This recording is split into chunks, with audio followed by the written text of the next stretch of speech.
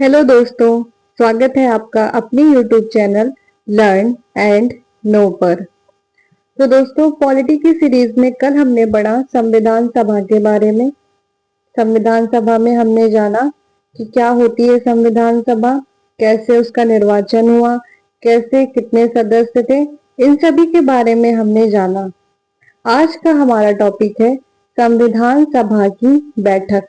आज हम जानेंगे कि इसकी बैठक कब हुई, कितनी बार हुई, इसके बारे में हम जानेंगे। और यहाँ से जितने इंपॉर्टेंट क्वेश्चन बनते हैं वो सारे के सारे हम कवर करेंगे। तो आइए दोस्तों, आगे बढ़ते हैं।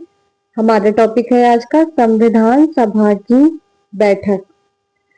9 दिसंबर 1946 में दिल्ली के सेंट्रल हॉल में संविधान सभा की पहली बैठक हुई। क्वेश्चन बनता है दोस्तों, इसीलिए आपको बहुत ही अच्छे से पढ़ना है कि संविधान सभा की पहली बैठक कब हुई। 9 दिसंबर, आपको ये सन याद रखना है। 9 दिसंबर 1946 को कहां पर हुई? दिल्ली के सेंट्रल हॉल में पहली बैठक हुई। और कितने सदस्यों ने भाग लिया? 207 सदस्यों ने भाग लिया। संविधान सभा की पहली बैठक 9 दिसंबर 1946 को दिल्ली के सेंट्रल हॉल में होती है और इसमें 207 सदस्यों ने भाग लिया। इसकी अध्यक्षता किसने करी? ये जो बैठक हुई, इसकी अध्यक्षता किसने करी? इसकी अध्यक्षता करी सच्चिदानंद सिन्हा ने। किसने करी? ये नाम आपको याद रखना है, सच्चिदानंद सिन्हा।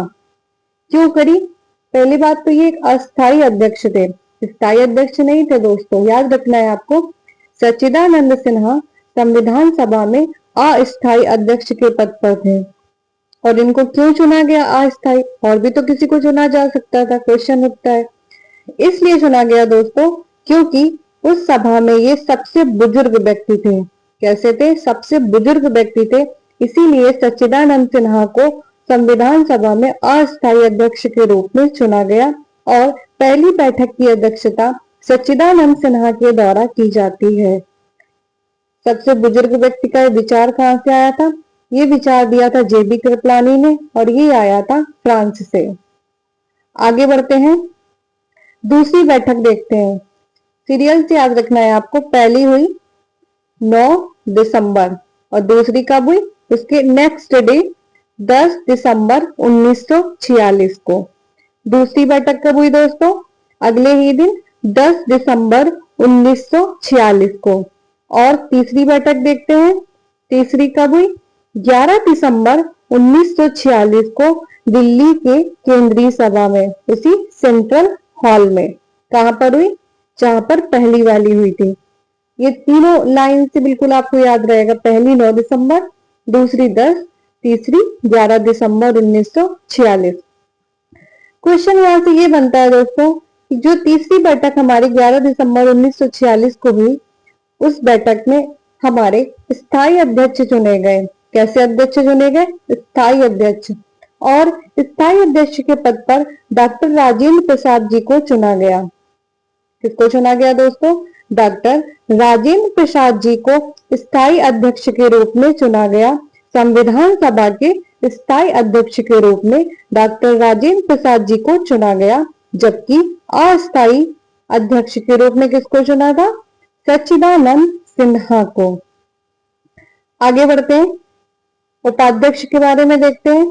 संविधान सभा के उपाध्यक्ष, एक उपाध्यक्ष जो थे वो मनोनीत किए गए थे, दूसरे निर्वाचित किए गए थे। तो संविधान सभा में जो उपाध्यक्ष मनोनीत किए गए थे उनका नाम था फ्रैंक एंथोनी। जो निर्वाचित किए गए थे उनका नाम था एच.सी. मुखर्जी।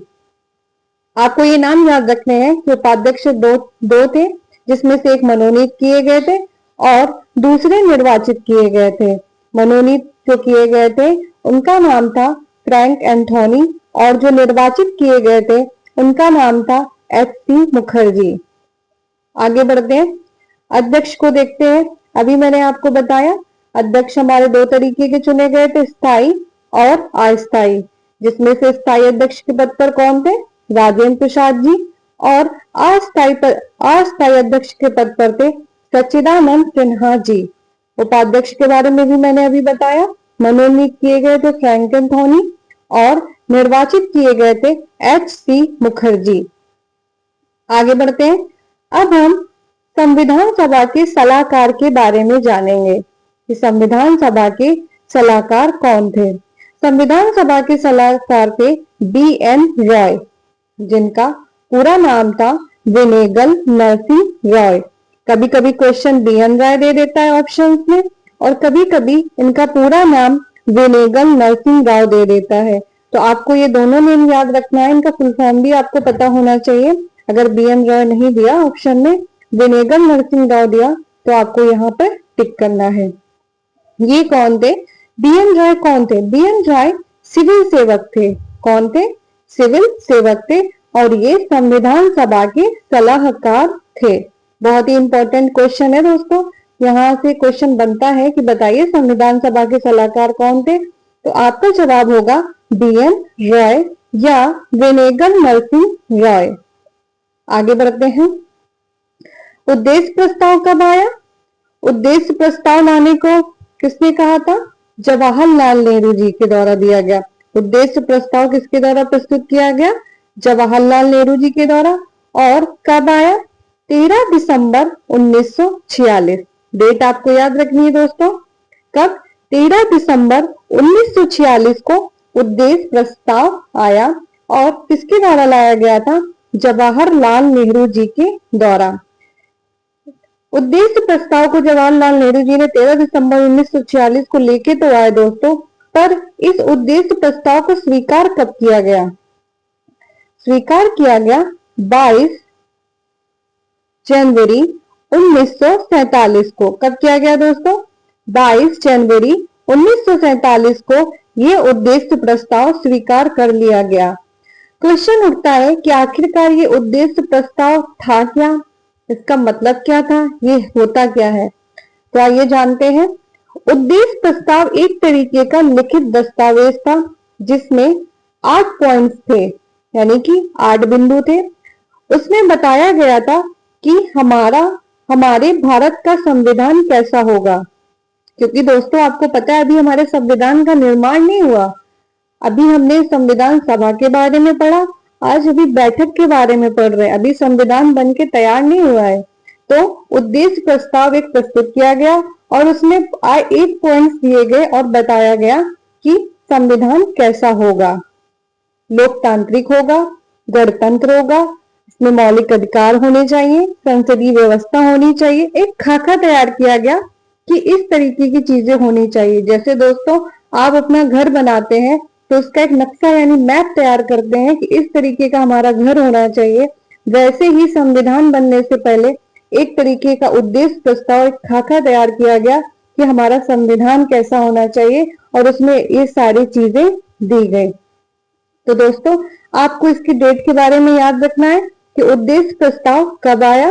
13 दिसंबर 1946 को। तो आशा करती हूँ दोस्तों आपको अच्छे से समझ में आ गया होगा।